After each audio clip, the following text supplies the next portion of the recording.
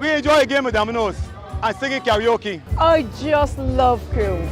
When you love me just a little bit longer. You get to relax and have a drink and listen to some nice music. It's something different. It's spectacular. It's fabulous. You know, it's a different feeling altogether. I never feel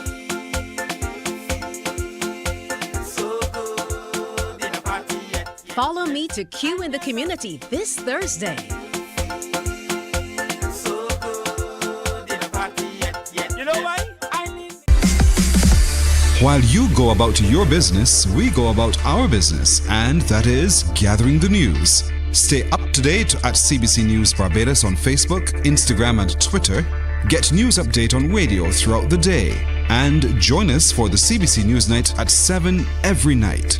CBC News team is on the job and bringing you the news.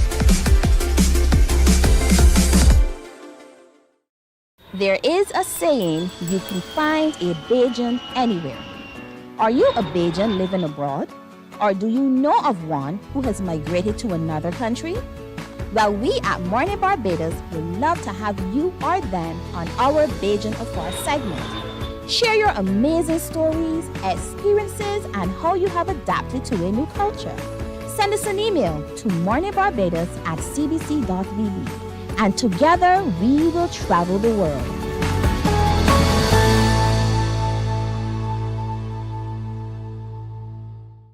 From 98.1 to CBC TV8 comes the Soca Avenue, the sweetest soca hour in radio. It's artists with new tunes and some old sweet ones too, jamming on the Soca Avenue. Saturdays, join AON Skills and the crew down on Soca Avenue, all new on CBC TV8.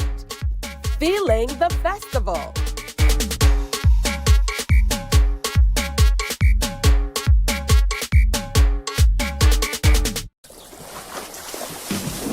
From the beautiful shores of the gem of the Caribbean, Barbados, home of the amazing Harrison's Cave, the tantalizing Oystins Bay Garden, our historic garrison, the indigenous road tennis, and the friendliest people in the world. We are 94.7 FM, the ultimate Bajan experience. My friend, you don't plan to get it? Oh, Barbados. Hey, I'm KB Clean. Join me 6 a.m. until 10 a.m. right here at 94.7, the best and ultimate Bajan experience. My show is called Bajan to the Bone. Don't miss it, Bajan to the Bone. Weekdays right here and only here on 94.7.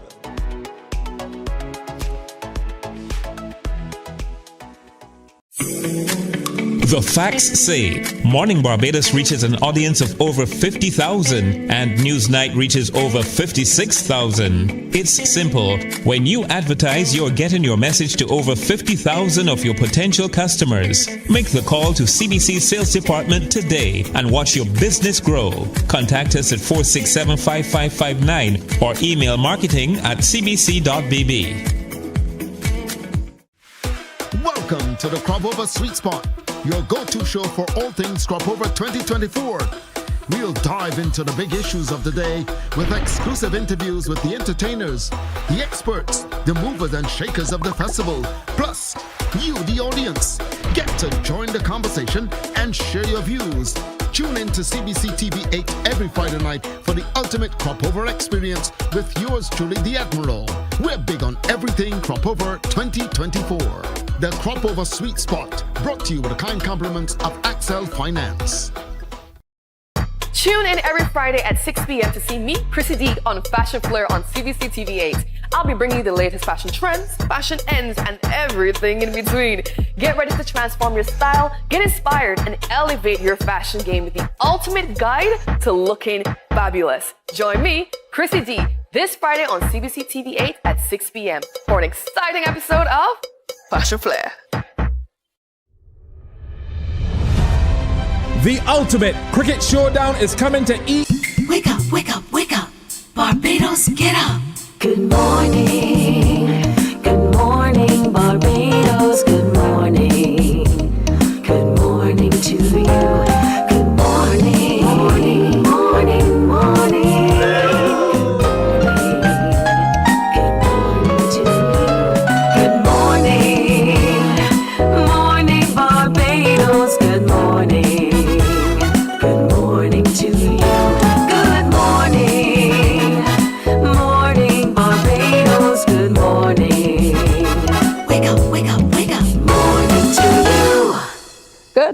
to you. Welcome to another Morning Barbados presentation. I'm Tisha Hines. I'll be here with you until 8 o'clock this morning. A special welcome to those of you online joining us on YouTube for that stream. I know lots of Barbadians across the world are often tuned in, like little Mackenzie in Arkansas. Good morning to you. I know that you love to sing the Morning Barbados song. As a second-generation Barbadian, she absolutely looks forward to her time in Barbados. A special good morning as well to Pat, watching in New York, who's a part of the Morning Barbados Facebook online group and is watching every single morning. And indeed to all of you, anywhere you are, anywhere in the world, it's good to have you here at home, really talking about what's happening in Barbados. Now, you would have been following what's been going on following the passage of Hurricane Beryl just over a week ago, and so have we.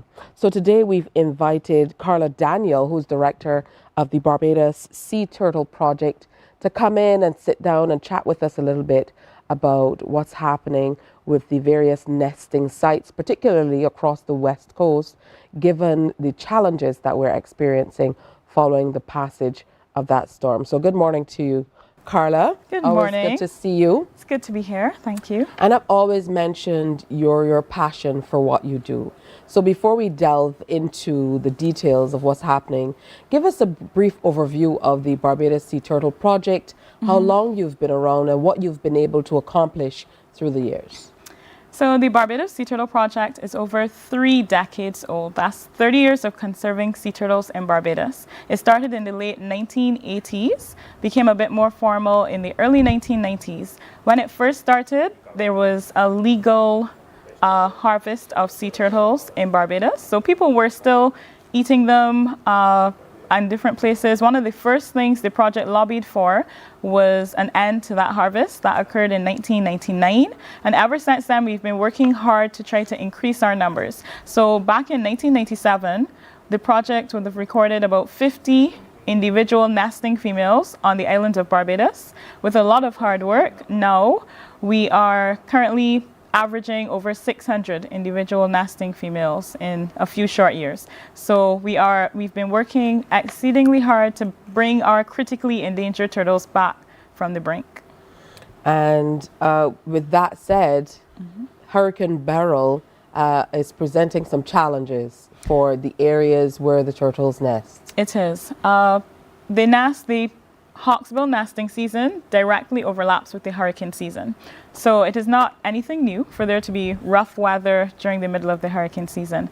However, this particular hurricane occurred directly when the nesting season was peaking. So this is when the majority of our turtles are here on island to lay their eggs. So the first kind of devastating loss was that we lost almost all of the nests laid for the year so far when Beryl passed, because there was significant erosion both on the west and the south coast, which is where our hawksbills are nesting. And then our beaches, in many cases, were left in a state. So sand gone, in some cases no sand at all, just rocks exposed. In other cases, they were cut back significantly. We all saw what happened in Hastings and in that general area with the water churning up into the road. So since then, turtles have been struggling to find places to nest, and we have had to do a record number of rescues of adult turtles. So they've come up, they've gone into swimming pools. This morning at 2:30 in the morning, we had a turtle in the drain between Port St. Charles and the old Ammon Casuarina Hotel on Haywoods Beach, just north of Speightstown. And the team was doing a routine patrol, heard a noise. She came up the steps because she thought the beach was too narrow into the car park, walked around the car park, crossed, fell into the drain, landing on a pile of rusty metal on her back. And the only reason she was found was because they just happened to patrol that beach at that time. They turned her over, got her to the end, and they lifted her out. Now, she's not the only turtle that has fallen into a drain. We have had turtles in the Graham Hall Sluice, which is there on Worthing, twice. We've had a number of turtles falling into a restaurant there on Sandy Beach as well. 3 turtles in about 5 days have fallen over the wall, again coming up to nest. The waves have pushed the sand up, so it was up against the wall, and they've just crawling forward and falling over. We've had turtles getting onto properties they did not access before, again, because of how the sand has been pushed back. Now they're able to crawl straight onto hotel decks. And we have calls for turtles nesting in people's gardens. We've lost a turtle as a direct result as well, where this is on the South Coast Boardwalk. There was some sand that was cleaned and it was piled up against a wall going onto the boardwalk. Came up, beach completely gone. So they came onto the boardwalk, walking around trying to find somewhere to nest.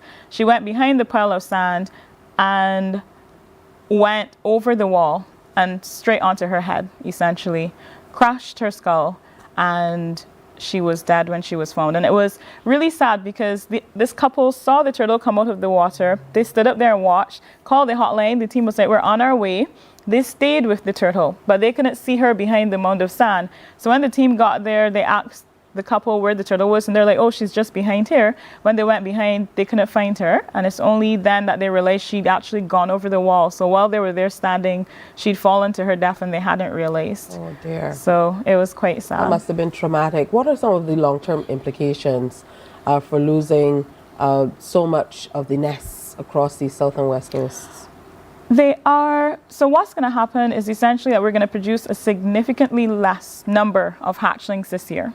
So it takes over 1,000 hatchlings for one adult to be produced. So it's typically 1 out of 1,000. Now, because we have a lot of threats and a lot of our hatchlings don't survive, for Barbados it's more 1 out of 5,000. During the average nesting season, we rescue about 63,000 hatchlings a year. I think we've probably lost about half of our hatchlings. So the adults that we produce as a result of this year's nesting season will be significantly fewer. We've already lost 4 adults in their quest to nest in Barbados this year so far, and the season isn't finished as yet. So what is very likely is that we will not add to the population this year. This year may almost be considered a loss to some extent. And for those who want to know, why is it important for us to protect the sea turtles? That's a really good question. Why are sea turtles any more important than goats, chicken, the beef in your roti and the fried chicken on your plate? Sea turtles play a critical role in our ecosystem here locally. Hawksbill turtles in particular are protectors of our coral reefs. Coral reefs are under severe threat from warming waters to disease to other problems. And one of the issues they have is overgrowth by algae and by sponge. Sponge lives on the reef, it grows faster than the coral, and it is in direct competition for space. Now, this sponge is made of these really sharp silica particles. It is not appetizing, it's very, very difficult to eat, but turtles have evolved specifically to be able to feed on that sponge. These turtles that we're talking about are about 1 meter long, 165 pounds. They are large and they have pretty big appetites. So they spend their day eating the sponge that is in competition with our coral and keeping it in check. And that's one less threat that our coral reefs are facing in these kind of difficult times. Another thing is that over the years, Barbados has kind of become synonymous with sea turtles. When tourists come to the island, they expect to be able to see turtles either in the water when they go snorkeling, or they expect that, they'll go to a hotel and they'll see baby turtles when they go onto the beach, or they'll see turtles coming up to nest. It has become fully integrated into our tourism product, and that is a value that you really can't put a dollar on. I mean, if you're ever in doubt, you can look at our tourism advertising. There's always a turtle in there. Going to our souvenir shops. Absolutely. So they've become a big part of our economy as well. And then there's the intrinsic value. I tell people all the time, when the Portuguese even came to Barbados and would have named the island, or when we would have had, native people coming around many, many years ago, long before we were here, sea turtles were on Barbados nesting. They are one of the original Bajans. Before the monkeys were brought to Barbados from Africa, before many of our species were brought here, sea turtles were originally here. And I think they should, they deserve to remain. They really play a critical role, and it would be really sad if one Barbadian grows up and does not know or does not have the opportunity to see that part of our culture and that part of our island. And they really are beautiful to see. Yes, they're amazing. Especially up close. They really are beautiful to see. With that said, we keep hearing about how early in the season it is for having such a a strong hurricane impacting the island. Is there anything that the Sea Turtle Project, in collaboration with your various agencies that work toward helping the nesting and working with the sea turtles, is there anything you can do at all to kind of mitigate the challenges that we might have even as we go through the next couple of months in the hurricane season? So we've started to try to mitigate some of those. One of the first things we've done is to ask for help, because sea turtle conservation, Barbados Sea Turtle Project has an amazing group of interns this year. There are only over 30 young people working with the organization from all kinds of backgrounds across the island. We also have a number of international interns. So we have persons from Trinidad and Grenada here. We have persons who are here on the welcome staff working with us as well. So we have a really amazing team.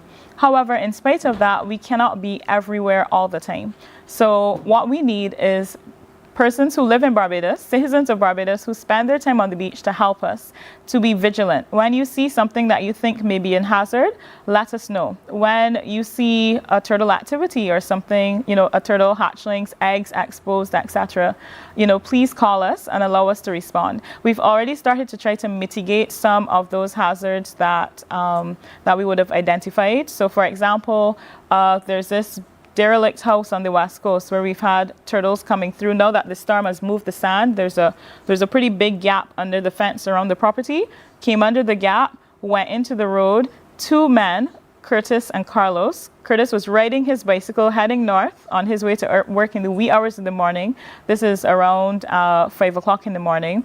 Carlos was driving down the road, and he said he saw this thing in the road. He thought it was a box. This is around the area of Weston, St. James.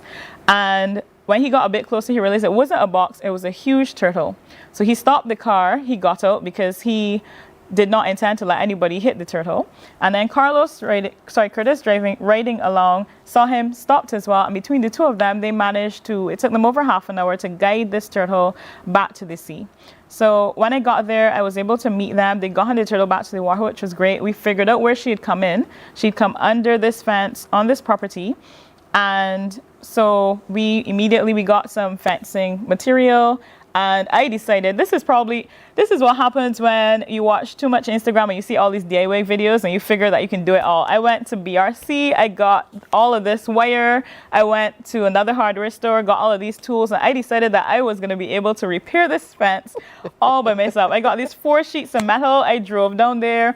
First, I nearly died getting it out of the car and getting it unrolled. And I'm here on the beach. I start saying, Lord, why? Like, why would I think I could do this? The rain started. I thought I was going to get there. In an hour, I would have this fence repaired and I would be gone. DIY Carla. Listen, an hour it took me. I wrestled this thing over to the drain. This guy came out to see what I was doing.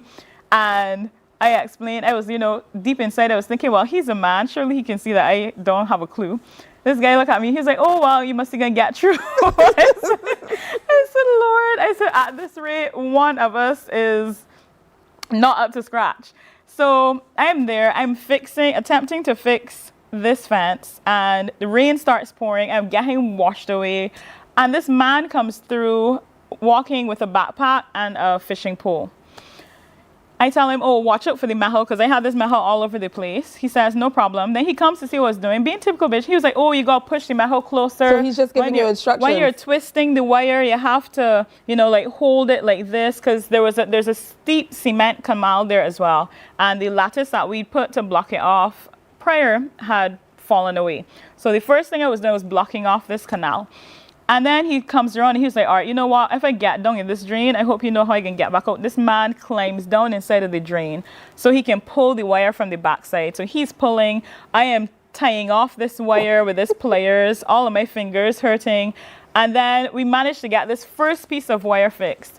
I swear like 10 years had passed, but it probably was only like an hour and a half. Then the man gets out of the drain. He looks at me and he says, so what else you got to do? I said, well, this is only 1 of 4. We got this part to block off, this part to block off. He said, you know what? I ain't got nothing to do today. Come. Oh, wow. And this man stayed with me for 4 hours. I was there. It took me 5 hours to get this fence fixed.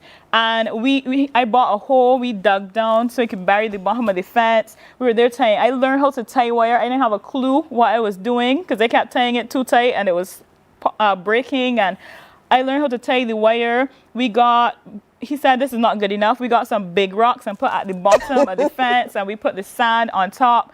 Between this time, I don't know who this property, maybe I shouldn't say that. Anyway, the owner of the property got a free fence job. We went around to the side. I mean, this man went above and beyond. Rainfall, we ain't got no water to drink. We were very ill prepared. No water to drink, mouth dry. And he stayed with me right through to the end. Then he went to get a sea bath. And that was it. Told me his name was Eddie. And we took a little picture together, and that was it. But where's the picture, Carla? I'm going to let you look for it. Yes. So kudos to you, Eddie. Big ups to Eddie. And this was Weston? No, that was where the turtle was. So you call it just above, like, John Moore rum shop, just above Reed's house, before Thunder Bay, in that little corner there. Somebody knows who's Eddie. Yes. Shout out to Eddie for us. We're going to take a break and come back. Stay with us. That was a really good story. Yeah, I do have the picture. Good morning to you.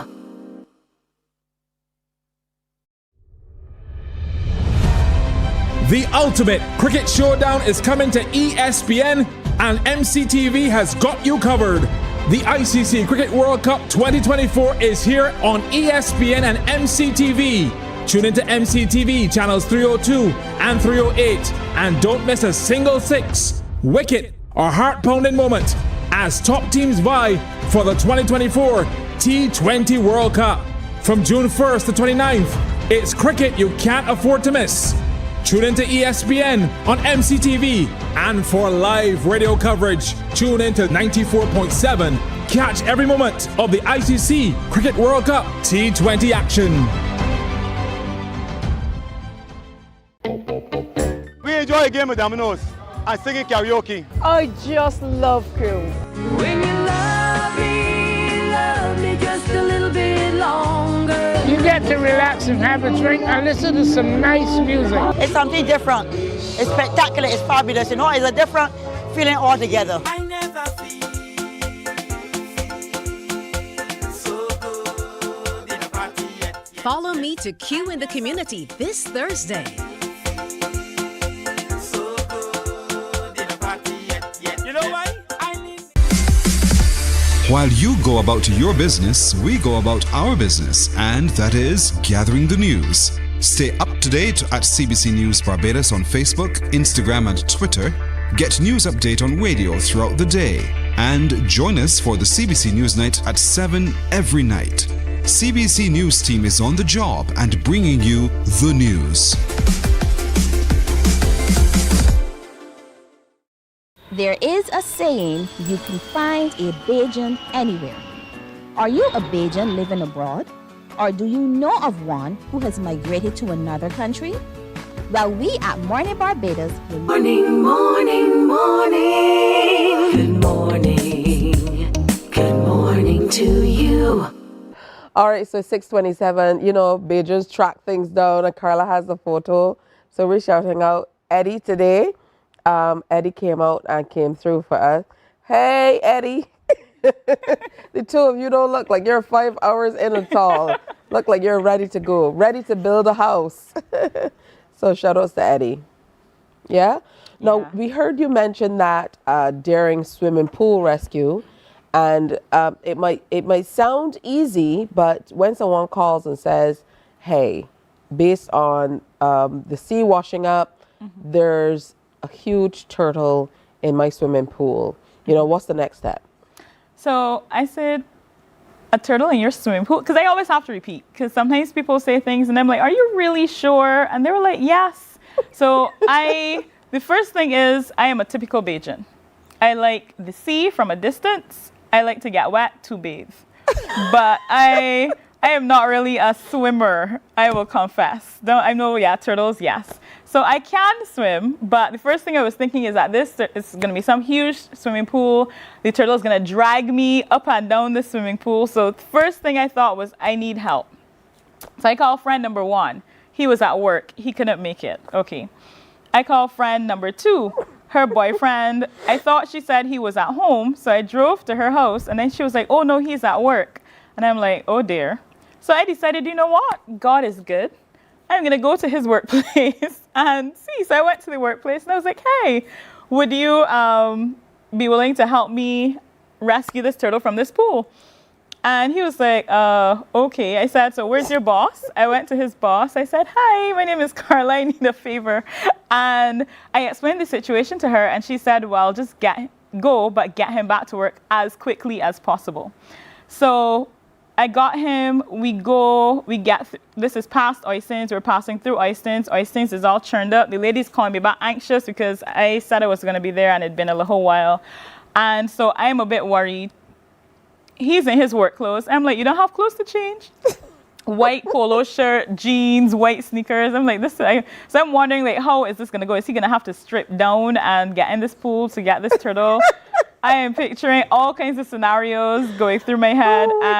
So we get to the pool. It is smaller than I anticipated. So I'm like, okay, it's not so bad. But there is horrible visibility. The water looked like it was muddy, murky. So you could see the turtle when she came close to the surface, but when she dived down, you could not see her. Oh, boy. So the two owners from the property get into the pool, and everybody's like swimming around trying to see her. You can feel her when she brushes by you. It's like Loch Ness Monster kind of thing, like sea snake. Remember there was that snake that supposedly ate the dog on the West Coast years ago? Anyway, and you're looking for this turtle. You can't see the turtle, and then she's brushing by. You're trying to grab her. So I'm like, you know what? I asked him, how deep is this pool? He's like, 3 feet. He gets in. It's a bit high. I'm like, all right, once it's not, I'm going to get in. Once it's not over my head, I get into the pool. It's not so deep. So turtle swims by, try to grab her, miss her. She swims by again, and I managed to grab her at the top of her shell. 2 guys come over, and between the 3 of us and Atto, who's the guy that I picked up from work, on the outside, we were able to pull her out of the pool, get her onto the side, and then she wasn't tagged, which means that we were encountering her for the very first time. So I got her tagged quickly, and then we picked her up and got her back onto the beach so that she could safely return to the sea. So all in all, the entire rescue probably took about 5 minutes to get her out of the pool and back to the water. But again, it was just an amazing show of community effort. I have to say a huge shout out to Atto, because I don't know how many people, like a random person, I didn't even call him beforehand because I didn't have his number. I turned up, I'm like, can I see Atto? The guy was like, oh, he's over there. I just walk up to him out to the blue, and I'm like, I have his turtle in the swimming pool. He did not say, are you nuts? Like, can you not see that I'm at work? Are you crazy? First thing he said was, sure. Yeah. And we were able to get her out, get her safely back to the water. And that was the happy ending that I needed, because... Wow. Yeah. Even in Atto's white shoes, there he goes, down the beach. But like you said, it's a community effort for those people who are looking on and thinking, what can I do? This is what you can do. You can assist to be able to help. There she goes. That's all she wanted, to be able to, get back into the water. Even the dog is saying bye as she leaves. But it must be incredibly rewarding for you to be able to do these things. What it says to us is you need some resources like yesterday.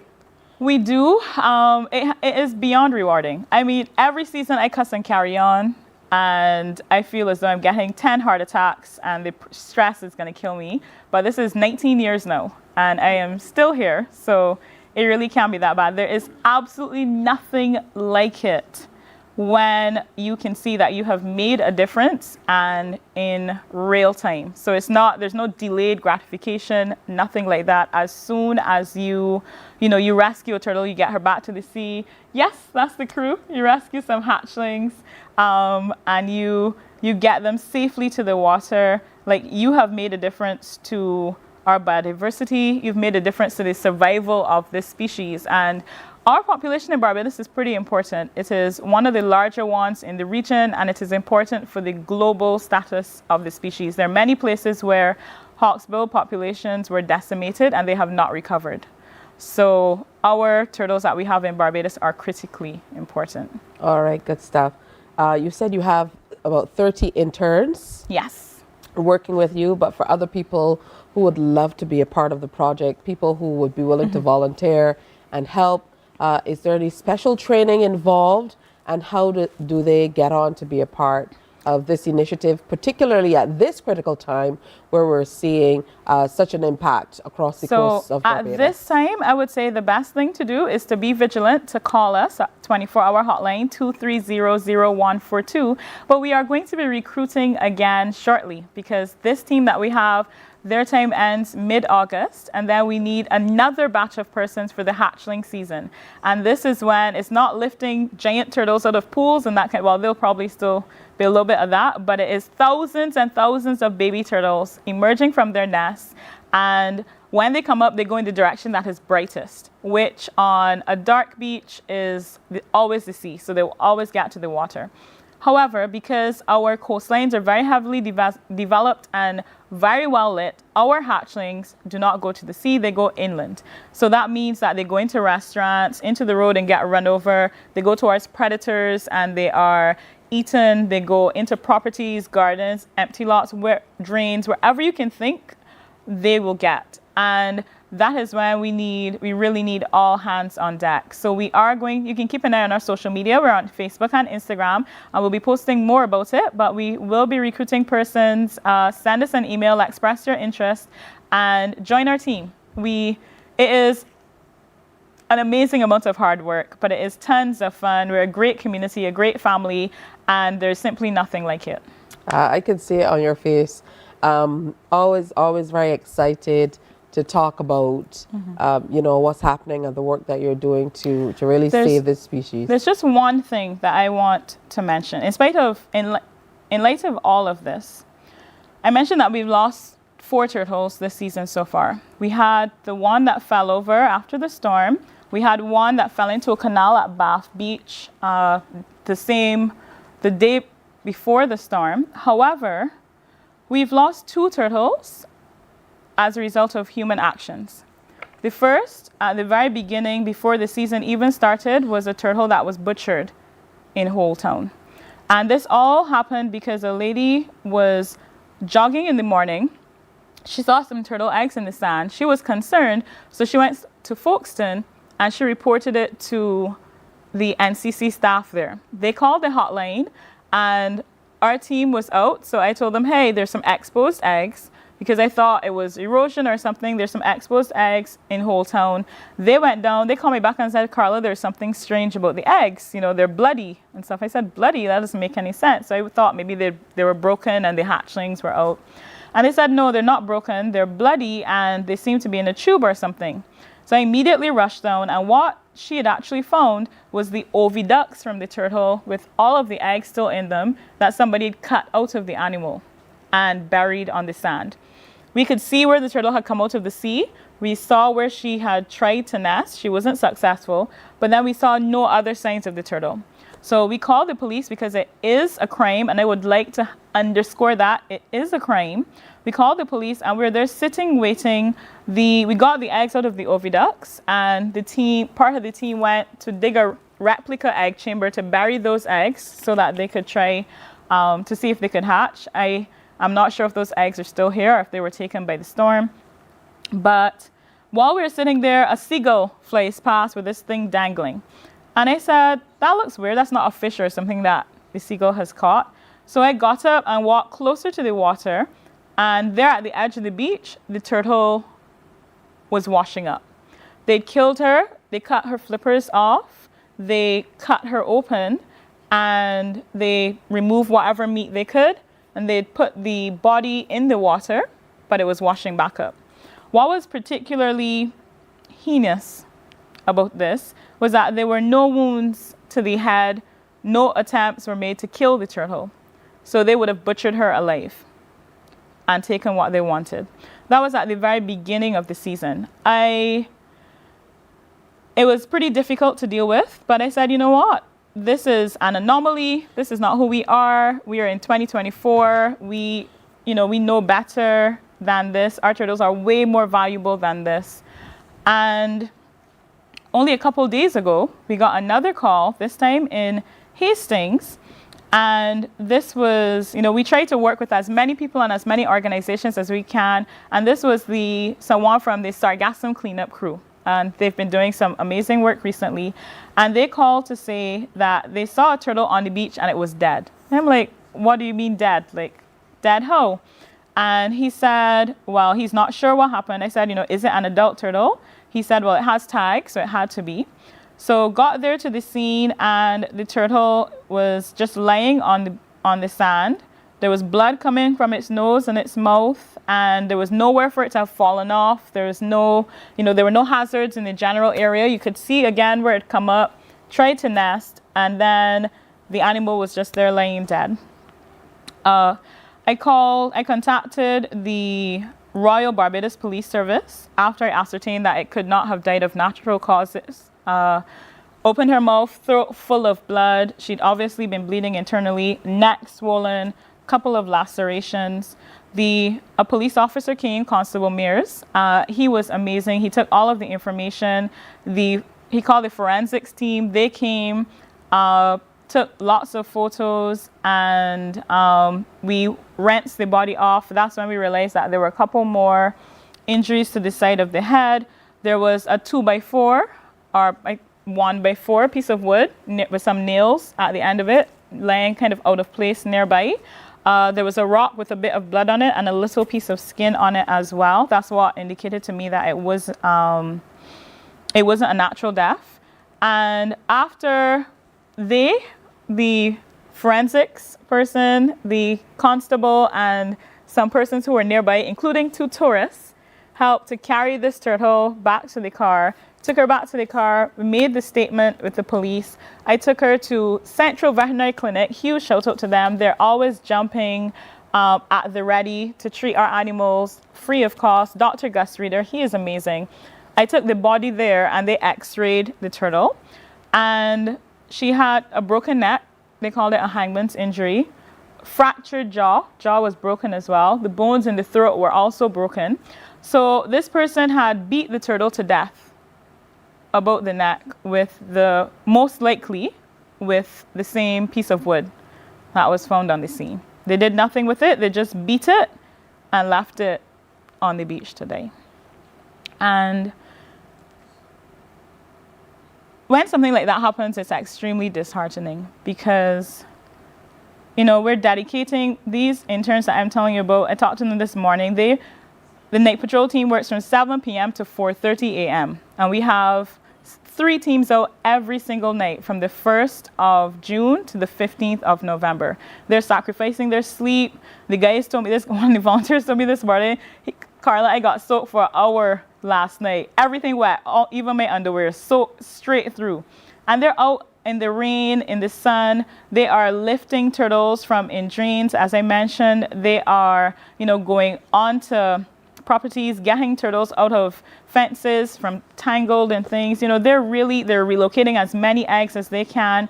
They're doing their very, very best. The problem is that our population is small and it is endangered. And even though these persons that would have killed these animals do not represent the majority of Barbados or our mindset, they can make a huge impact because our nesting females are so important that every single loss is a huge blow to the species.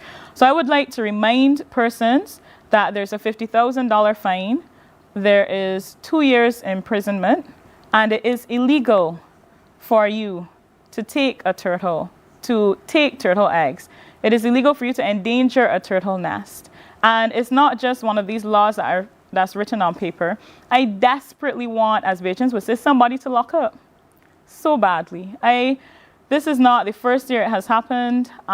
It is something that we are continuing to battle against. It is a mindset that we need to move beyond. But as I said before, it is not representative of the majority of our people. But if you know something, if you see something, if you hear something, please say something. Yeah, that definitely is, an eye-opener. And just to think about someone doing that to a turtle just because it's crazy. So I'm happy that you reminded them that it is indeed illegal to do those things. As you mentioned, so many other stories of positivity, people coming out and helping and so on. But, the minority example can definitely make a difference. I want to thank you for your passion because it goes beyond just work for you, and it definitely can be seen. And that's what makes all the difference as well. And I'm sure you're going to get a lot of volunteers wherever you go. And I don't know how you refer to, because people call you the turtle girl. I'm getting older, so I don't even bother anymore. When you say girl, I'm just like, I don't know for how much longer, but thank you so much. So we receive calls. People say, "Oh, the turtle girl was here." I received a call from Pebbles Beach. There was a big one down there, because usually people call. Some people get the hotline, but other people call media sometimes. And say, "Oh yes, the turtle girl just got here." And they say, "Well, we know." You know how Bajans are. They always come up with a nick for something. So I'm sure you know by now. I don't mind. It's really all about our turtles. It is. I feel so proud to be a Barbadian. I cannot tell you. I love my country. I want the best for my country. And if there's something that I can do to help, to maintain the Barbados that we know and we love. There's people who are working in all other areas, but I think biodiversity and the environment has been my calling. And it is what I intend to continue to fight for. Oh, that's beautiful. Carla, yeah, so if you have, if you see a turtle or you see the eggs or whatever is happening, and I've seen that drop on the West Coast in particular in a major way. Went to a friend's property the other day, and the stairs at the back of the house at the back of the property that lead onto the beach, like you said, it's almost a 5-foot drop. Yeah. So we have to be mindful of stuff like that as well. Just one more thing. If I could say a huge thank you. The day of the storm, after, of course, the all clear was given, we had Barbadians out in their numbers rescuing sea turtle eggs, calling the hotline. I think we probably moved over 40 nests, and most of them were the waves coming up, and people were grabbing buckets and grabbing whatever containers they could get. People took the eggs home with them. We went to their houses to get the eggs. It was just a huge outpouring of support. People told me stories about how these waves, not that we're recommending that you go out there and let a wave carry you away to save turtle eggs, but they were out there, these huge waves were coming, and they were able to save as many eggs as they can. So I just want to say a special thank you to everyone who tried their best to help us save as many eggs as possible, who called the hotline, who collected eggs, even eggs that had washed up onto the beach, people still collected, because just in case there's a chance they might survive. So a big, big thank you to all of the Barbadians who in those first kind of crucial 48 hours after the storm helped us to pick up the pieces. All right, that's beautiful stuff. And Carla is going to continue her work with the Barbados Sea Turtle Project. She's director, and a whole lot more. Just really getting out there and literally getting her hands into the sand to make this happen. It's time for a break here on Morning Barbados, but stay with us, because coming up, we are talking to you about the United Caribbean Trust. Morning, morning, morning. Good morning. Good morning to you. There is a saying, you can find a Bajan anywhere. Are you a Bajan living abroad? Or do you know of one who has migrated to another country? Well, we at Mornin Barbados would love to have you or them on our Bajan Affair segment. Share your amazing stories, experiences, and how you have adapted to a new culture. Send us an email to morninbarbados@cbc.vb, and together we will travel the world.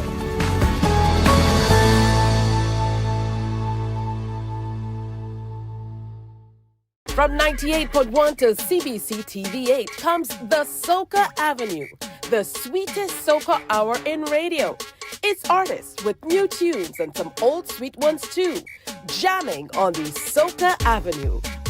Saturdays, join AON Skills and the crew down on Soca Avenue, all new on CBC TV8. Feeling the festival.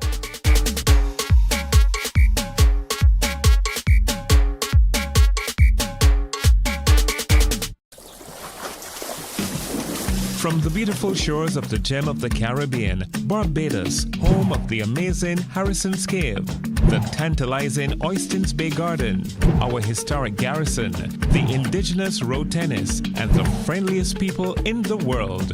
We are 94.7 FM, the ultimate Bajan experience. My friend, you don't plan to get it. Oh, Barbados.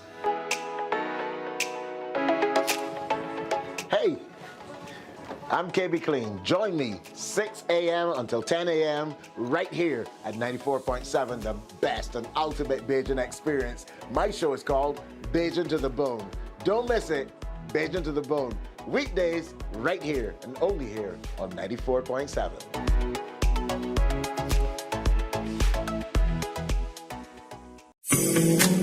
The facts say Morning Barbados reaches an audience of over 50,000 and Newsnight reaches over 56,000. It's simple. When you advertise, you're getting your message to over 50,000 of your potential customers. Make the call to CBC Sales Department today and watch your business grow. Contact us at 467-5559 or email marketing@cbc.bb. Welcome to the Cropover Sweet Spot, your go-to show for all things Cropover 2024. We'll dive into the big issues. Morning, morning. Good morning. Good morning to you. Welcome back to Morning Barbados on this Friday. It's a beautiful day outside. I don't know if you've gotten an opportunity to peek out. If you're at work already, I'm sure that, it's all right, but it's Friday.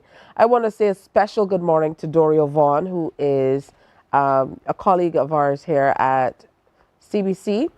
A very difficult day for her today. She's going to lay her dad to rest. So we're sending all of our love from your CBC family today as you do this very, very difficult thing.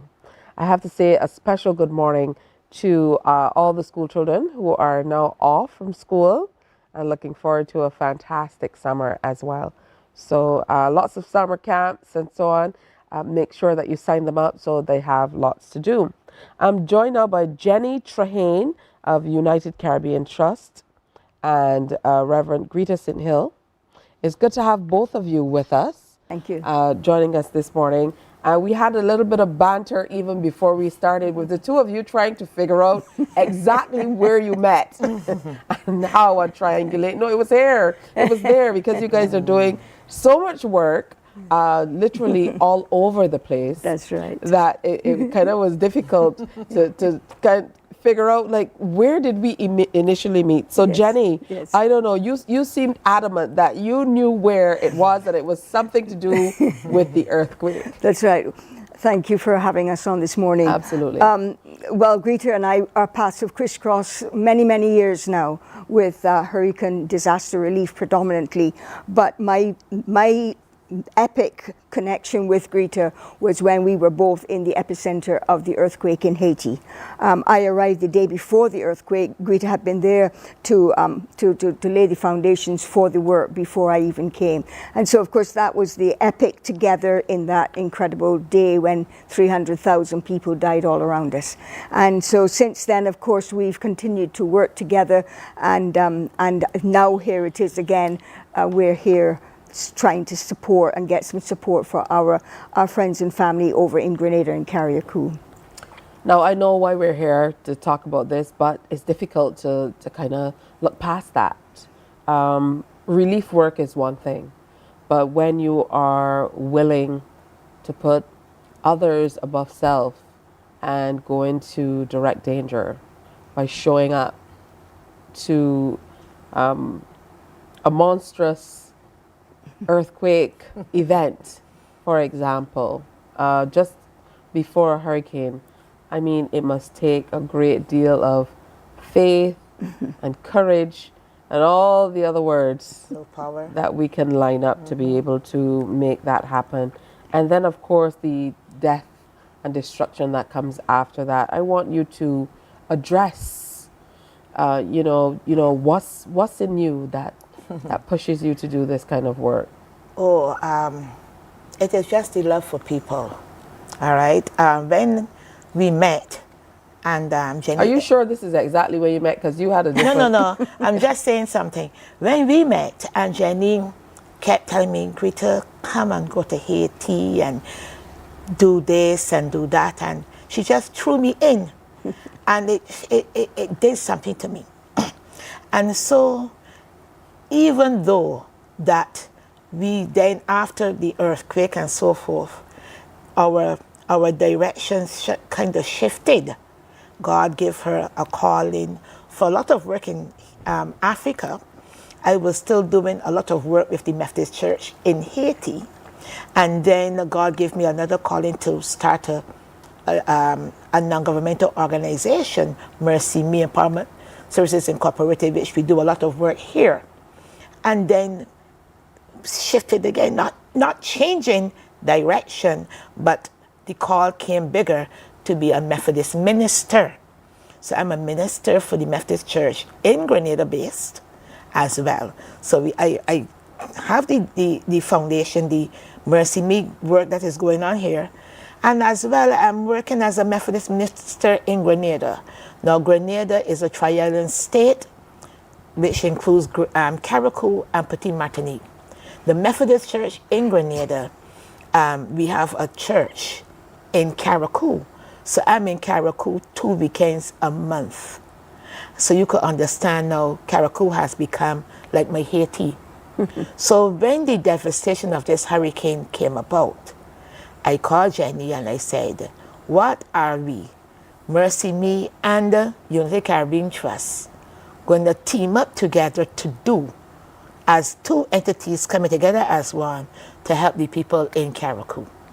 And so here we are today. Yeah, so tell us all about the plans, Jenny. First of all, it must have been difficult for you to hear of what was happening. Well, very much so, because my disaster relief work started actually in Grenada following Hurricane Ivan. Wow. And that is actually where I met Pastor Happy Akazi. But you asked a question earlier about why we do this. I just wanted to say that Jesus said, when you do it to the least of these, you do it to me. We do this work because we do it unto Jesus. And that's really the motive behind it. And so we'll run anywhere and go anywhere because we're motivated by the love of God to be able to show people that God does care.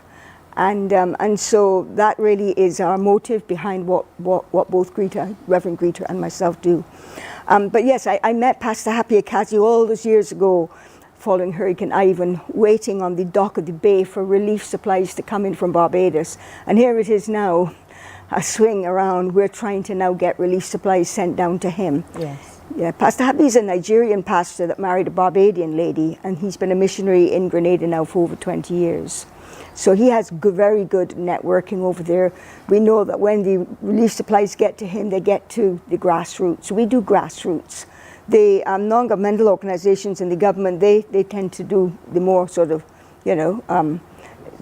governmental connections, whereas our connections have always been grassroots. And that's important. Very important. Because a lot of the times, and it's not to, say anything negative about the relief efforts, but we get so many calls coming in from regular people, as you'd mentioned, grassroots people, and they say, we are not necessarily getting the aid that is being sent. So I can understand how difficult it could be. As long as you have that connection, then you're able to really get it to the people who it's essential to have an on-the-ground connection, which is why Reverend Greta is so vital in this role, because she also is an on-the-ground connection in Grenada. Everything really is focused on Grenada, and then from Grenada it goes across to Carriacou.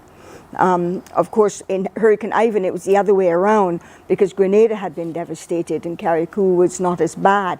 So we took relief supplies there, based our team there, and then went in with relief supplies to the north of Grenada, where it had been trapped, the roads were blocked, and people weren't getting anything at all.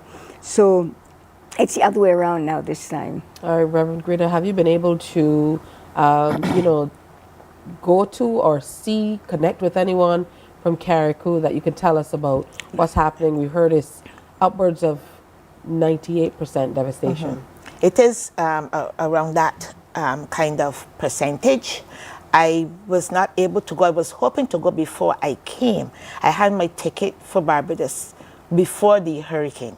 So I was hoping to go to Carriacou before, but I was able to connect with my members, the members of the Methodist Church, and the community at large. Because Carriacou is not denomination only, but you have the churches, whichever denomination, so connected with the community. That is the link. So I was able to connect with the people, you know, in different stages and get the inside of what was really happening. Also, my superintendent minister, Reverend Silbert Prescott, he was there 2 days ago, and he was able to go around himself and see what has happened. And while our church is standing, we do have some issues to deal with, because persons are being housed there as well. And then, as I said, the community. A lot of persons were not able, because of how the community is situated, some persons have not been able to get any supplies as yet. So we, as a church, we are working on that. But the main thing is, as a community, what we can do as a church for the community. And that is where the partnership comes in. All right, so tell me, Jenny, about this partnership and what you're hoping to do in terms of getting things together and getting much needed supplies off to Carriacou. Well, normally, United Caribbean Trust has always had its own warehouses, and I've got a team of volunteers. 4 40-foot containers went up to Haiti, spearheaded actually by Reverend Greta as the warehouse manager. I was based in Haiti, in the dirt. But we're not in a position to go down that line right now. We don't have a warehouse, and so we're having a slightly different focus. Our focus right now is to try and identify churches that have only what I would call minimal damage. Maybe, as in Pastor Happy's Thy Kingdom Come Deliverance Sanctuary has 10 windows out. We've been able to replace those 10 windows. The idea is that we establish shelters for the members and people within his community that have nowhere to go. Right now, Samaritan's Purse are sleeping all over his floor of the church, distributing tarpaulins, having a desalination plant. So it's important to find a safe haven and to create a safe haven for volunteers that want to go and for the people in the community that have nowhere to go. So we've made connections with some wonderful people here in Barbados. The Barbadian people are so generous when it comes to hurricanes.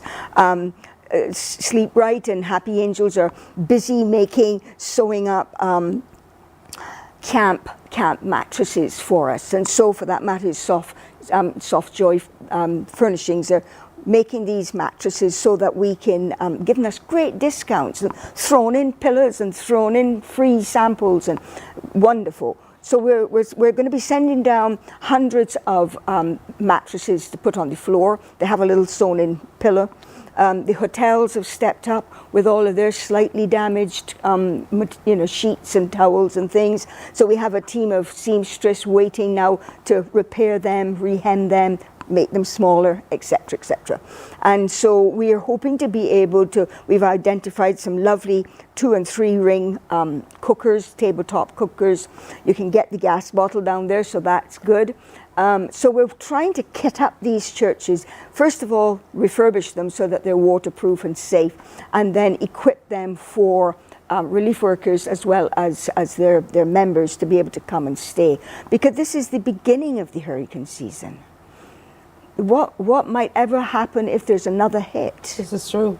So we have to try and find what we can repair immediately.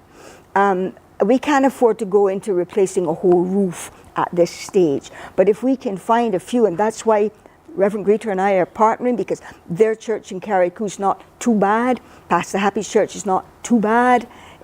At least it's still standing. And so we are appealing to be able to get funds to be able to do that. A lot of the things we can buy in Grenada and Carriacou. So it's not like we have to ship everything down.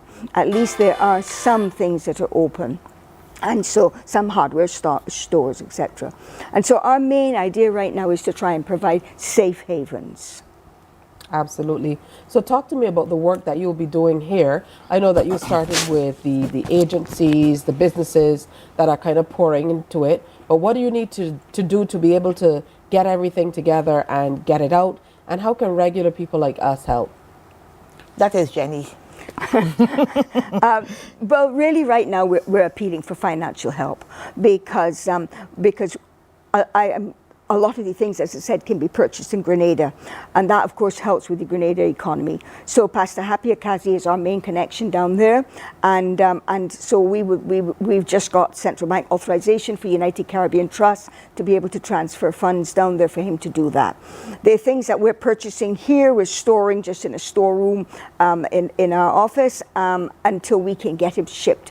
Phil Edwards has been an enormous help. Phil, throughout the years, our paths have also, like Reverend Greta, crisscrossed every time there's a hurricane or an earthquake, and he is organizing to assist with shipping and things like that to get the materials to Deanna Dash arrived with a whole truckload of Pampers for the babies. Wow. Yes, and so we're helping in little ways in that way, but our main focus is monetary, so we can get the things, get them down there, or better still, empower Happy or the Methodist Church in Carriacou to be able to purchase the things to repair the churches.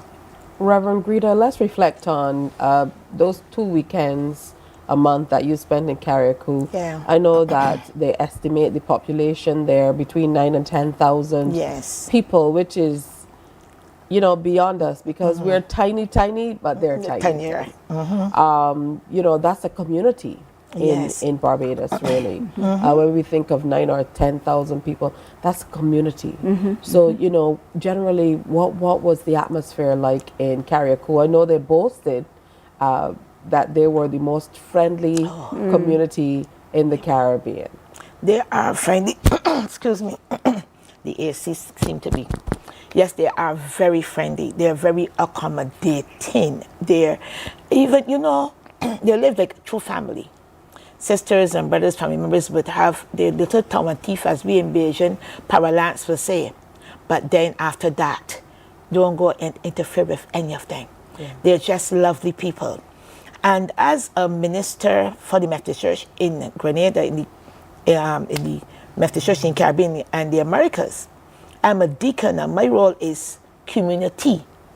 And when I go and spend those 2 weekends, I do not only go to preach on Sundays. From the time I land in Carriacou, it is work. I visit schools in the community where the church is, which is Bogles. So I visit schools. I open the church for something called Vestry Hour on Saturdays. People from the community, they don't have to be members. They come with all their problems, and I try to help them work through those. We have Children's Fellowship. Some of the children are not members of the church, but they're members of the community. They come to Children's Fellowship. We have VBSs. We have retreats. We have a lot of things going on. And so because of the number of persons who come to the church for those kind of help and that kind of interaction, the church is not only a church for the members. It is a church for the community, and the community is for the church. I am so safe there. They are having a safe haven because of the presence of God in the community. Right? I go and sit down in the rum shops. I have conversation with these guys. I drink my malt, they drink whatever. And then you will see them coming to church for whatever reason. And it is such a beautiful means of evangelism. I cannot wait, because I'm on holiday now, to go back, because I know that church will have to be done differently, because it is not the same as usual.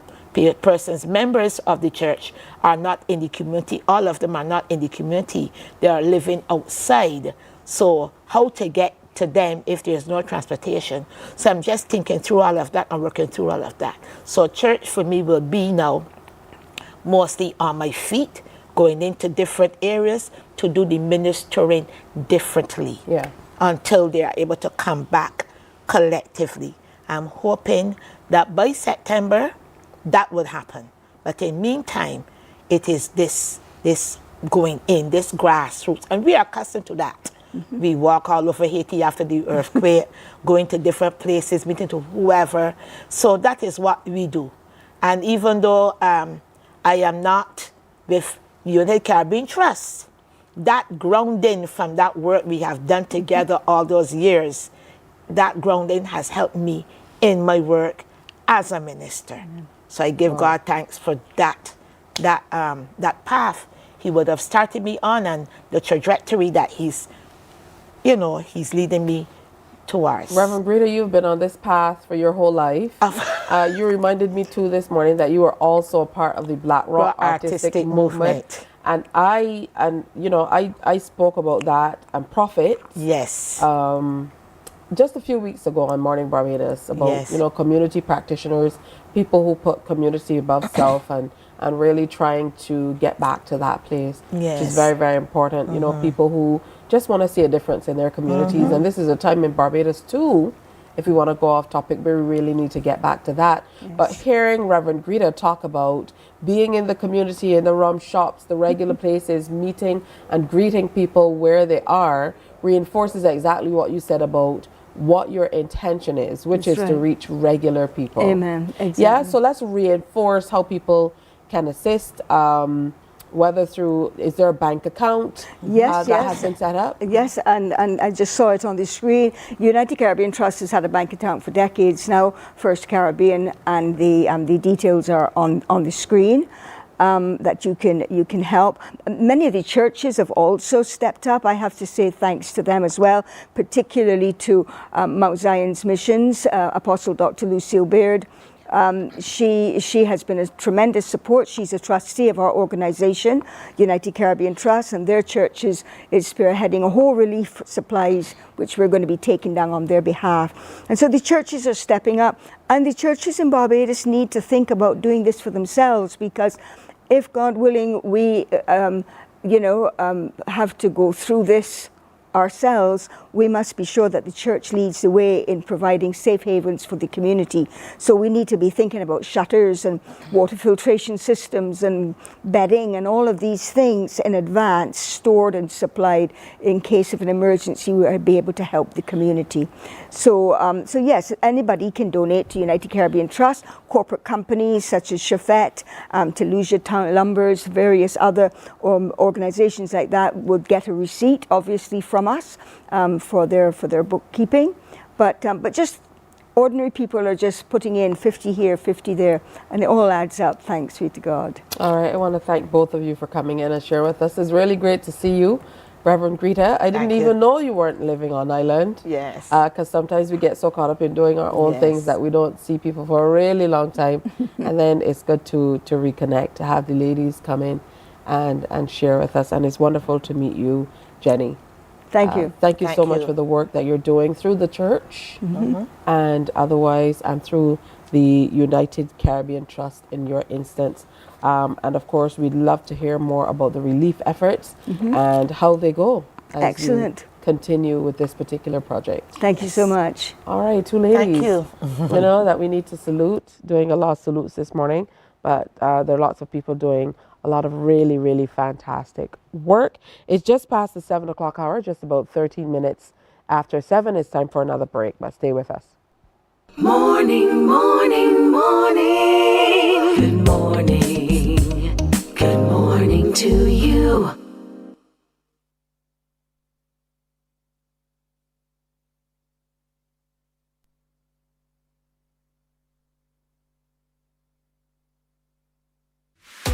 Welcome to the Cropover Sweet Spot, your go-to show for all things Cropover 2024. We'll dive into the big issues of the day with exclusive interviews with the entertainers, the experts, the movers and shakers of the festival, plus you, the audience. Get to join the conversation and share your views. Tune in to CBC TV 8 every Friday night for the ultimate Cropover experience with yours truly, the Admiral. We're big on everything Cropover 2024. The Cropover Sweet Spot, brought to you with the kind compliments of Axel Finance. Tune in every Friday at 6 p.m. to see me, Chrissy Teague, on Fashion Flair on CBC TV 8. I'll be bringing you the latest fashion trends, fashion ends, and everything in between. Get ready to transform your style, get inspired, and elevate your fashion game with the ultimate guide to looking fabulous. Join me, Chrissy Teague, this Friday on CBC TV 8 at 6 p.m. for an exciting episode of Fashion Flair. The ultimate cricket showdown is coming to ESPN, and MCTV has got you covered. The ICC Cricket World Cup 2024 is here on ESPN and MCTV. Tune into MCTV channels 302 and 308 and don't miss a single 6, wicket, or heart-pounding moment as top teams vie for the 2024 T20 World Cup. From June 1st to 29th, it's cricket you can't afford to miss. Tune into ESPN on MCTV, and for live radio coverage, tune into 94.7. Catch every moment of the ICC Cricket World Cup T20 action. We enjoy a game of dominoes and singing karaoke. I just love crew.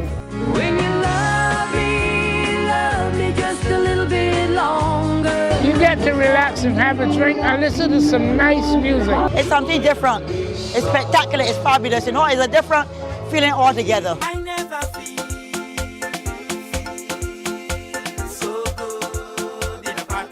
Follow me to Q in the Community this Thursday. You know why? While you go about your business, we go about our business, and that is gathering the news. Morning, morning, morning. Good morning. Good morning to you. It's 15 minutes after 7 o'clock. We want to make sure that you're doing the right thing, that you are prepared as we look toward this hurricane season. It's gotten off to a crazy start. So make sure that you're prepared. And we're getting you ready with the General Accident Insurance Company of Barbados Limited. Make sure you listen to the radio and television for updates on the hurricane season or storms that are coming. Make sure you listen in. That means that you have to have a transistor radio just in case you lose power or anything of a sort. So make sure you make that happen. This hurricane tip brought to you with the compliments of the General Accident Insurance Company of Barbados Limited. Stay prepared this hurricane season. And if you have any questions at all, make sure you give them a call, because it's important that you have coverage as well. And they have great products that they can help you with to ensure that you feel comfortable and safe as much as you can. All right, it's time for us to reach out. Someone is coming in online to join us for a discussion on the Wesleyan Holiness Church. They're having a treasure hunt. That's all coming up next. Morning, morning, morning. Good morning. Good morning to you. While you go about your business, we go about our business, and that is gathering the news. Stay up to date at CBC News Barbados on Facebook, Instagram, and Twitter. Get news update on radio throughout the day. And join us for the CBC News Night at 7 every night. CBC News team is on the job and bringing you the news. There is a saying, you can find a Bajan anywhere. Are you a Bajan living abroad? Or do you know of one who has migrated to another country? Well, we at Mornin Barbados would love to have you or them on our Bajan Afar segment. Share your amazing stories, experiences, and how you have adapted to a new culture. Send us an email to morninbarbados@cbc.vb, and together we will travel the world. Morning, morning, morning. Good morning. Good morning to you. Time for us to connect online with Mikkel McCollin and Ruth Blackman, both of the Carrington Wesleyan Holiness. Good morning to you, ladies. Good morning. How are you?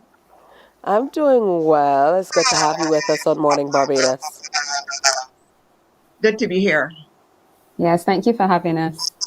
All right, so you're having a treasure hunt. I am thoroughly intrigued. I'll start with you, Ms. Blackman. Talk to me about why you decided to have a treasure hunt.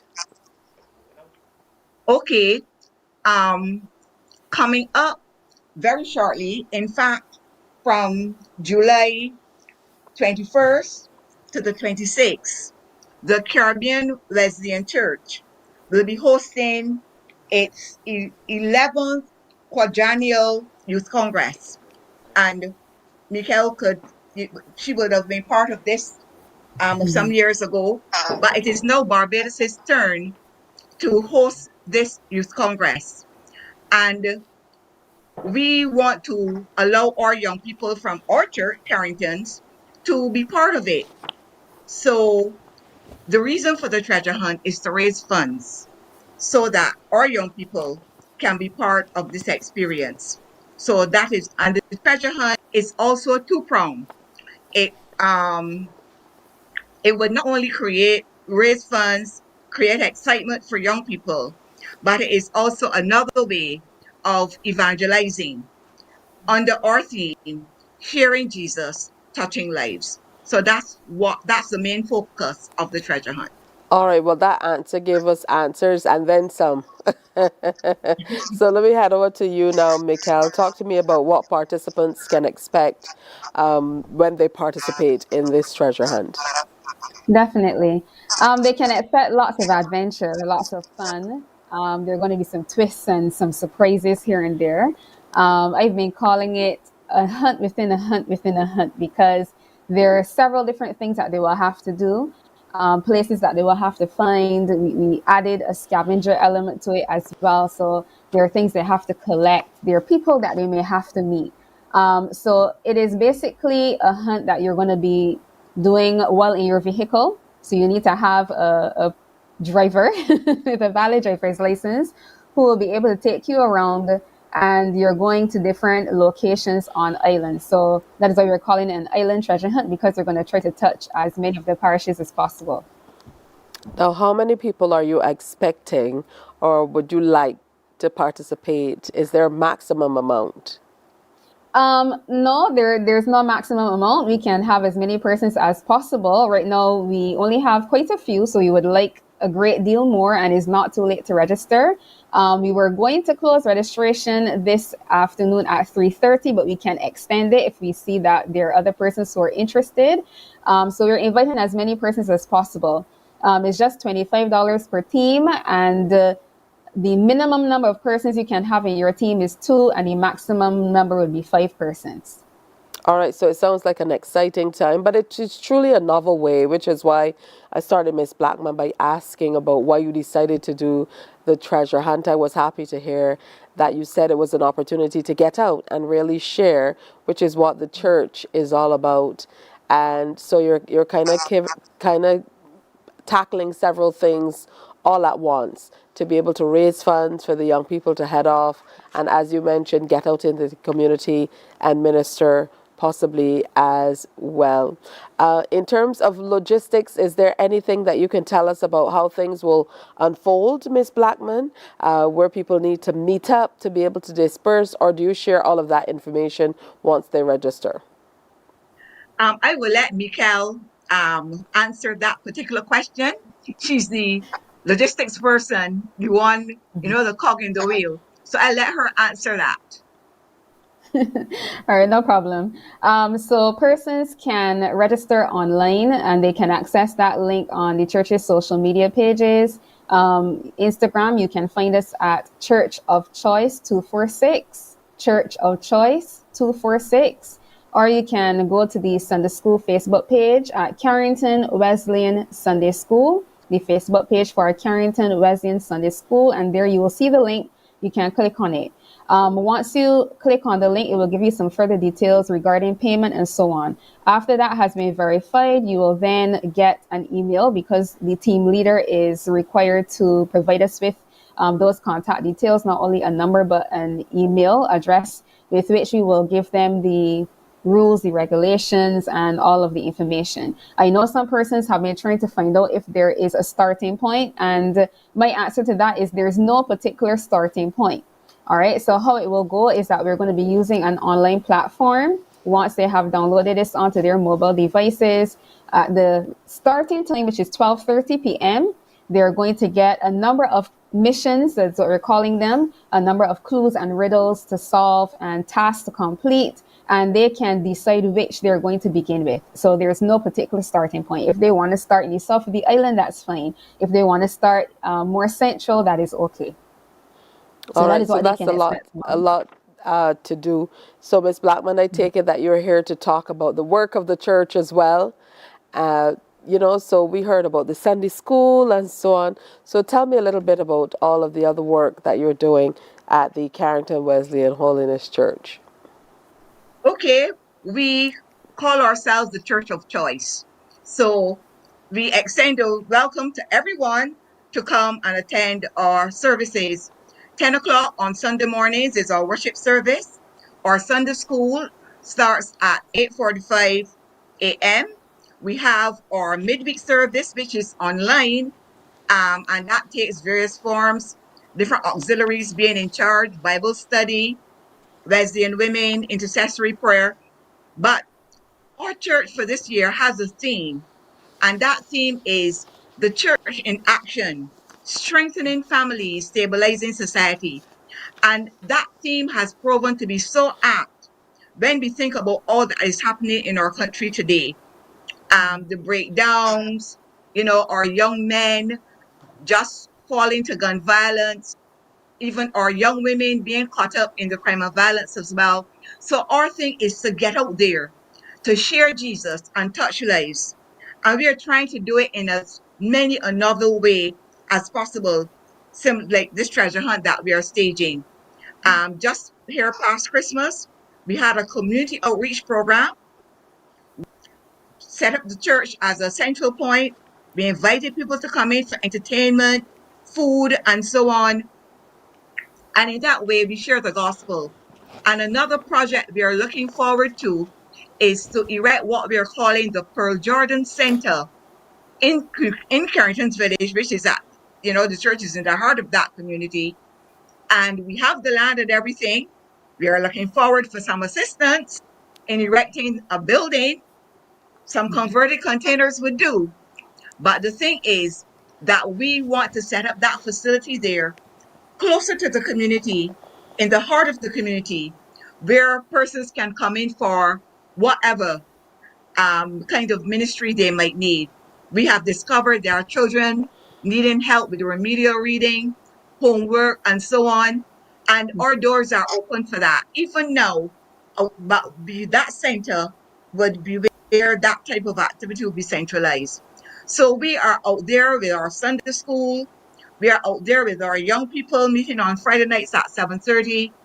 And we really want to share Jesus and let our young people know that they have options. They don't have to settle for crime, violence, drugs, but there is a higher power in the form of Jesus Christ himself that they can align themselves to and really seek to lead a positive life. And, the Bible says, if you seek first the kingdom of God and his righteousness, all things shall be added unto you. So we want to give young people that option. And as a church, we want to share that and let them know they're welcome. Listen, and all that you've said is shown to be true in how you approach taking care of your young people by the mere fact that you're open to doing something like this that calls for the use of social media platforms and all of that. It says that you truly are responsive to your community. So again, Mikhail, I'm going to end with you talking about the treasure hunt that is coming up. Of course, you guys are raising funds, so it's a fundraising effort. So remind us of how we can be a part of this treasure hunt, this island treasure hunt. Yes, certainly. And just before I do that, I just want to put in a plug. In addition to what Sister Ruth would have shared, we also have an opportunity for parents to send their children to another kind of camp, which is what we call Vacation Bible School, which is also I love starting Vacation next Bible week. School. Yes.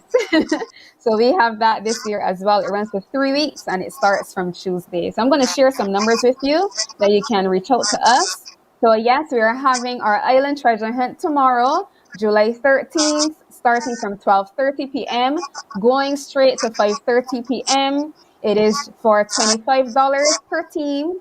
Teams of 2 to 5 persons can join and registration is still open. We are asking the public to participate in this fun exciting activity. It will be a wonderful experience. And if you're a person who loves adventure, this is the event for you.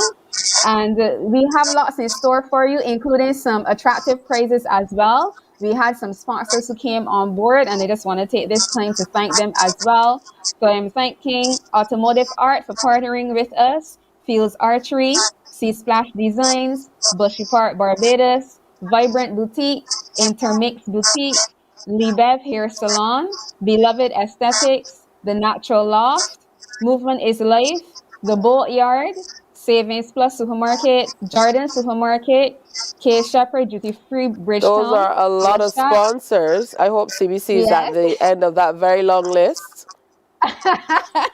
Le Chat Barbados, Le Chat Restaurant and Bar. You have the e-computers and... All right. Thank you so much for coming in and sharing with us. And we wish you the very best tomorrow with your treasure hunt.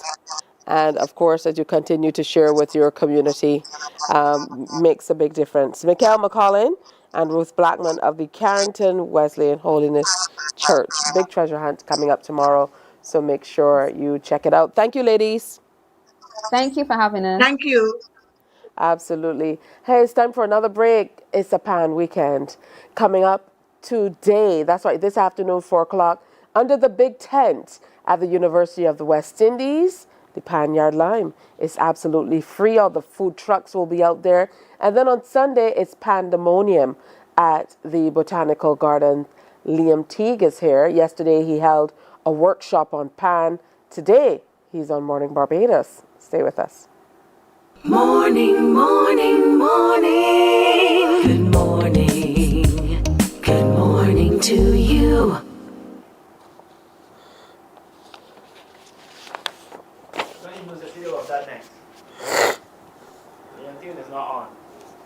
Oh, he's not coming?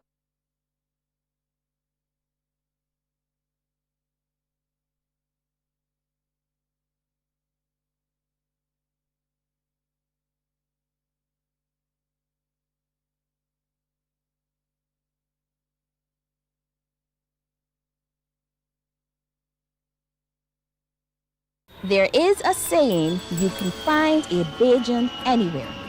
Are you a Bajan living abroad? Or do you know of one who has migrated to another country? Well, we at Mornin Barbados would love to have you or them on our Bajan Affair segment. Share your amazing stories, experiences, and how you have adapted to a new culture. Send us an email to morninbarbados@cbc.vb. And together we will travel the world.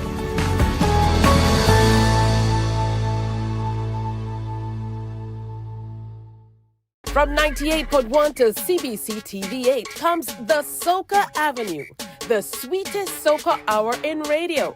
It's artists with new tunes and some old sweet ones too, jamming on the Soca Avenue. Saturdays, join AON Skills and the crew down on Soca Avenue, all new on CBC TV8. Feeling the festival.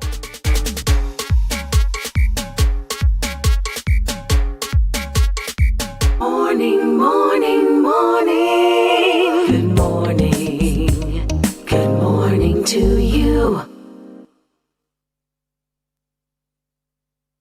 In tune for the season, we definitely have been checking out the music. Mr. Blood and Peter Ram have been teaming up. Check it out.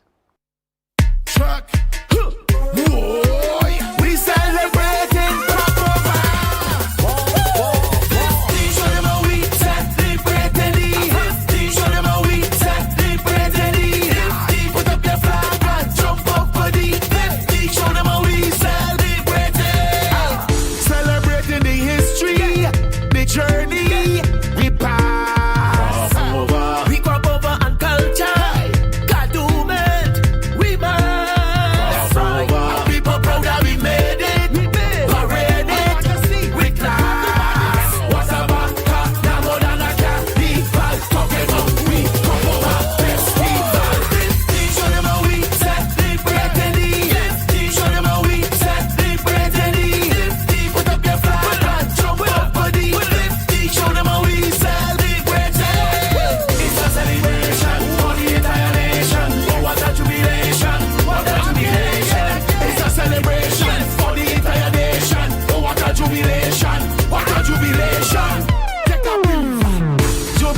of a jubilee. It's 50. We did. Inviting everybody to party with me. And when the ancestors look down, they won't frown, but say, what about that? Never than I can be. Talking about we talk about festival. Show them how we celebrate the 50. Show them how we celebrate the 50. Put up your flag and jump up for the 50. Show them how we celebrate it. It's a celebration for the entire nation. Oh, what a jubilation! What a jubilation! It's a celebration for the entire nation. Oh, what a jubilation! What a jubilation! Let me celebrate! Let me celebrate! Let me celebrate! What a jubilation! Let me celebrate! Let me celebrate! Let me celebrate! Jubilee! 50, show them how we celebrate the 50. Show them how we celebrate the 50. Put up your flag and jump up for the 50. Show them how we celebrate it. It's a celebration for the entire nation. Oh, what a jubilation! What a jubilation! It's a celebration for the entire nation. Oh, what a jubilation! What a jubilation! Blood Peter Ram. Morning, morning, morning. Good morning. Good morning to you. From 98.1 to CBC TV8 comes the Soca Avenue, the sweetest soca hour in radio. It's artists with new tunes and some old sweet ones too, jamming on the Soca Avenue. Saturdays, join AON Skills and the crew down on Soca Avenue. All new on CBC TV8. Feeling the festival.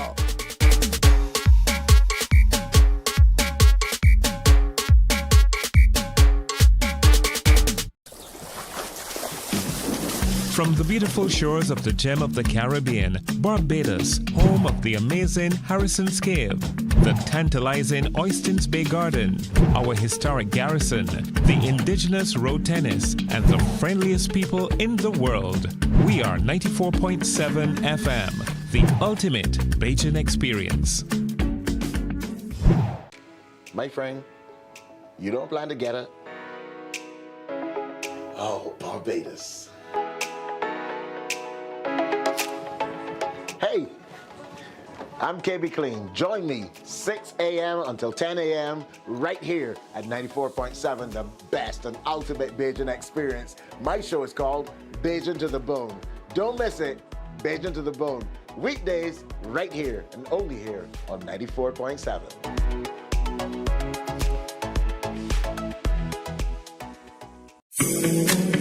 The facts say Morning Barbados reaches an audience of over 50,000 and Newsnight reaches over 56,000. It's simple. When you advertise, you're getting your message to over 50,000 of your potential customers. Make the call to CBC Sales Department today and watch your business grow. Contact us at 467-5559 or email marketing@cbc.bb.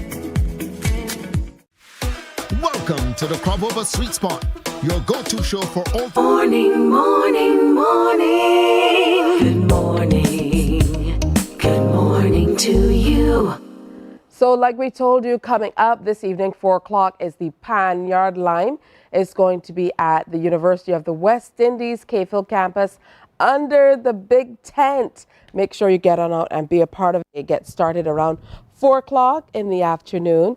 The Republic Bank Pan Yard Lime, and they're bringing the rhythm to the community. Of course, they're going to have a number of schools represented, community, and even church groups as well. They're going to be there and performing, and that is all coming out of the community program that the National Cultural Foundation has been embarking on, bringing Pan more into the community. Now, directly related to that, we saw an emergence of a number of steel pan bands from schools, and we saw, the forming of a host of new steel pan bands as well, like the Foundation School Band under the director of Leary, and they have been doing fantastic work to the point where they actually had an event this year on the school grounds as well. But before all of that, we have them right here on Morning Barbados,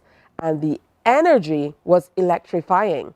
This is what you can look forward to when you head out. Let's take a peek back at that performance.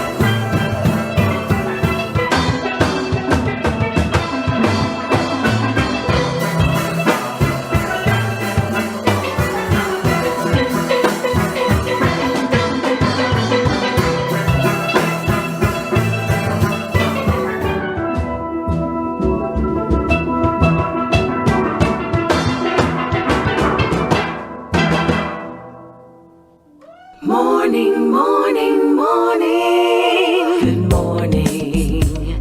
Good morning to you. Welcome to the Cropover Sweet Spot, your go-to show for all things Cropover 2024. We'll dive into the big issues of the day with exclusive interviews with the entertainers, the experts, the movers and shakers of the festival, plus you, the audience. Get to join the conversation and share your views. Tune in to CBC TV 8 every Friday night for the ultimate Cropover experience with yours truly, the Admiral. We're big on everything Cropover 2024. The Cropover Sweet Spot, brought to you with the kind compliments of Axel Finance. Some ask, what makes Barbados so special? We at Mornin Barbados say it's you, our exceptional youth. You are talented, resilient, and inspirational. You are the epitome of the Barbadian spirit, testing the boundaries of your creativity. If you are an entrepreneur, artist, baker, designer, author, or have done anything you think should be highlighted, email us at morninbarbados@cbc.bb. Let us show the world our exceptional Bajan youth. From 98.1 to CBC TV8 comes the Soca Avenue, the sweetest soca hour in radio. It's artists with new tunes and some old sweet ones too, jamming on the Soca Avenue. Saturdays, join AON Skills and the crew down on Soca Avenue. All new on CBC TV8. Feeling the festival.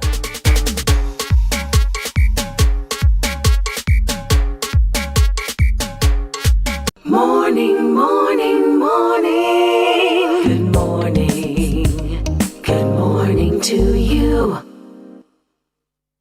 Just about for 8 o'clock, so the time is quickly going by. We just want to remind you this evening it's about the Panyard Lime over the weekend. It's a new setup as Kevin Moore, who is the cultural officer for music education at the NCF, as he told us yesterday. So the Panyard Lime featured schools in the NCF year-round project, the Republic Bank Panyard Lime, which was hailed a huge success last year's back. The youth-focused event is set to rock the UE graduation tent as Cropover marks its golden anniversary and is highly anticipated. Remember, 4 o'clock this afternoon is the kickoff time. External coordinator for the National Cultural Foundation, Randy Eastman, is excited for the show, which is the kickoff of the ultimate weekend of Pan this Cropover season here in Barbados. All right, so also coming up, we have the Barbados rugby women's team. They have an upcoming game against Cayman Islands Women's 15, and that's coming off tomorrow, July 13th as well at the Garrison Savannah. But tonight, they're also having a domestic league social before the game tomorrow. It's going to be at their clubhouse at the Garrison Savannah, and that starts at 7 o'clock in the evening. Everyone's invited. Past and present players, your family, friends. It's free food, but you have to get the drinks. They're going to be on sale, all right? And then, of course, coming up this weekend is all about pandemonium. So we're happy to have a legend in his own right join us, albeit online. We would have preferred to have him here in studio, but he's joining us online to share a little bit about what we can expect. And, of course, being here in Barbados for this occasion, we have to say a very special good morning and welcome to Liam Teague. So good morning to you, Liam. Great to have you joining us here on Morning Barbados. We have been having a few technical challenges. I just saw him on screen and seems you're black? Okay, he's back. Good morning to you, Liam. Hi. Great to have you here with us. Pleasant good morning. Can you hear me okay? Absolutely, we can hear you okay. I know we've had a few technical challenges on connecting and getting you on, so wonderful to have you with us. Talk to me about the workshop yesterday, first of all. You were able to go into the school and connect generally with, practitioners, young people. How did it go? I thought it was wonderful. My goal was really to try and serve as some sort of influence to these young people. I've been playing the steel band since I was 11 years old. I'm now 50, the ripe old age of 50. And this is how I've been making my livelihood, since I was a teenager. And so I wanted to, to talk to them a bit about my life growing up initially in Trinidad, then migrating to the US to study music at Northern Illinois University, and then becoming a full professor and the head of steel band studies at Northern Illinois University. Oh, that's wonderful stuff and quite a few accomplishments. We are now at the place where we are kind of embracing Pan a whole lot more. In the festival Yes. here in Barbados. Talk to me about your involvement this weekend and what we can expect for you. So I've been to Barbados on several occasions, and it's always a thrill. But it's especially exciting this time because my son, 16-year-old Jaden Teague Nunez, is joining me. And he's a steel pan virtuoso. He's also a pianist and a percussionist, and he'll be working with the National Youth Steel Orchestra. So he's really, really excited about that, and it's just a thrill, as I mentioned before, and we intend to bring a lot of excitement to the table. All right, and what you've seen so far, connecting with those young people, having a major Pan weekend and so on, your thoughts? It's really exciting, and I was really happy that I had the opportunity to do the workshop yesterday because they had fantastic questions. They seemed very, very curious, and it was very obvious for most of them that this is not just a hobby. Maybe ideally they'd like to make it a livelihood. So they had some really, really intelligent questions, and I hope that the information I provided can serve them well in the future. Where do you hope to see Steel Pan go? I know these days when we look from the movie screen, so from the silver screen to television, all around the world, when people think Caribbean, they almost automatically go for a steel pan drum. So being in the position that you're in as a professor, where are you hoping the instrument takes us? Well, I'm very, very excited for the future of this instrument. As you may already know, it's the youngest acoustic family of instruments to be invented in the 20th century, and the strides that it has made has been simply astronomical. And the instrument, whether it's performing at movies with symphony orchestras, jazz combos, big bands, you name it, it can be done. And so I think the world at large still needs to be exposed on a consistent basis to the versatility and musical profundity of the instrument. But I'm very, very reassured and enthusiastic. All right. And of course, we look forward to seeing you and your son as a part of the presentation at Pandemonium coming up. I certainly hope you've been able to enjoy a little bit of Barbados outside of that as well. Most definitely. I had the opportunity to go out a little bit last night. My sister is here visiting with her children from Trinidad, so I'm just looking forward to it and looking forward to hearing all the other steel bands, hearing the legendary Len Booksy Sharp perform as well. So it's a joy. Yeah, it definitely is going to be a very interesting weekend. I know that you have performed all across the world and you continue really to be an ambassador for the steel drum, and we play your music every single day on our stations, beautiful pan music on all of our stations, so we are very, very familiar here in Barbados with your works and look forward to seeing you at Pandemonium this weekend. Thank you very much. Have a wonderful day. All right, good stuff. That, of course, is Liam Teague joining us to talk a little bit about Pandemonium coming up this weekend. It's the Republic Bank Pandemonium, and it's bringing you the sweetest steel pan event in Barbados. It's coming up on Sunday, don't you forget. So bring your friends and family and experience pure pan bliss and fun in the National Botanical Gardens with the sweet sounds of steel pan from the Republic Bank Steel Orchestra. So a very good morning to everybody from Republic Bank. I know you are truly invested. When you sponsor something, you guys are on the road and enjoying and having a really good time. So a special good morning to everybody from Republic Bank. Calvary YPS Steel Band will be there. The St. Leonard's Steel Orchestra and Choir, and we're always excited to see the young men of the St. Leonard's School. The NCF's 50th Anniversary Iron Massive will be there. Deja Vu Steel Orchestra. Phoenix Steel Orchestra will be there. Ziggy and Black Pepper. That should be interesting. Euphony Steel Orchestra. Len Bugsy Sharp, another amazing performer. As Liam told you, he's going to be on the big stage. And of course, the father and son duo of Liam Hands Like Lightning, he's called, Teague, and Jaden Nunez Teague. The Barbados National Youth Steel Orchestra will be on stage, plus live performances by Bruce Lee Almighty. Lorenzo is going to be there. Walks, Nikita, Father Fox, Mikey, Sadis, Lorick, and the Soca Queen herself, Alison Hines. That's all for Pandemonium coming up on Sunday. So it's going to be epic. 3 stages, a children's play area, food and drink on sale, and our favorite thing, it will be free. So you have no excuse. Make sure that you go on out, bring your chairs along, bring the family out, pack that picnic basket, bring the Sunday lunch, and have a fantastic afternoon of wonderful music. Hey, we're going to take another break here, and when we come back, we're going to wrap up. We're going to wrap up, Peter. Peter's giving me instruction from behind the camera. So, all right. So, I mean, that's been it for today. It's going to be a long weekend. There's lots happening. So we started, just over a week ago telling you that we were preparing for Hurricane Beryl, and we didn't get a major impact here in Barbados in the way that a lot of people thought, but I'm really proud of the way that we prepared for it and how we were able to weather it. There are some fallouts.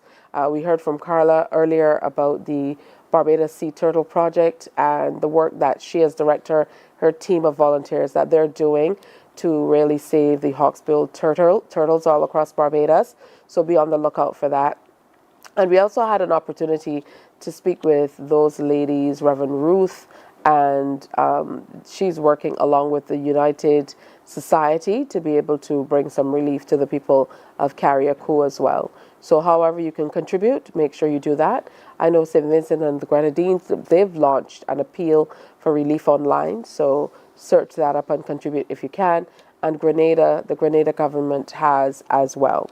So however you can help, make sure you do, and make that a part of what you do. Another shout out to the catamarans across Barbados as well. They've been doing a lot of work also. Hey, the Dighton Griffith Secondary School, they're having a bazaar tomorrow. It was set for May the 25th, and it was postponed due to the weather then. It will now be held tomorrow, and it aims to reunite not only students, but parents and faculty, and of course, community members to come together for a day filled with fun, games, and festivities. It's only $5 to get in. And those children who are entering the school in September are absolutely free. You get to go on out and enjoy all of the festivities for free. All you have to do is bring your result slip, and you get to be a part of the bazaar. All right? So head on out and check that out. And I hope you have a great weekend. Get out and enjoy the pan. And there are lots of other events that will be happening. Of course, we cover it all here on CBC TV8. So we have lots of great programs. Watch tonight for the Admiral. He's going to be on. And it's another great show that you can expect from the Cropover Sweet Spot right here on CBC TV8.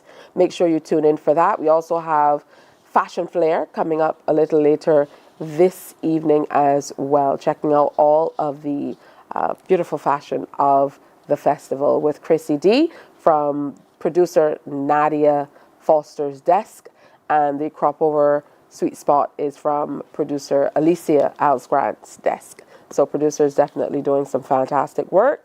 And just know that Alicia is here right now, so they're definitely burning the candles, getting the work in. Now, coming up on Monday's show, the partnership with the Barbados Community College and Delaware State University continues with the second cohort, where another 60 students will get their international accredited bachelor's degree in math and agricultural science. And we're going to talk more about that. Maybe that's the next step for you or a young person in your life.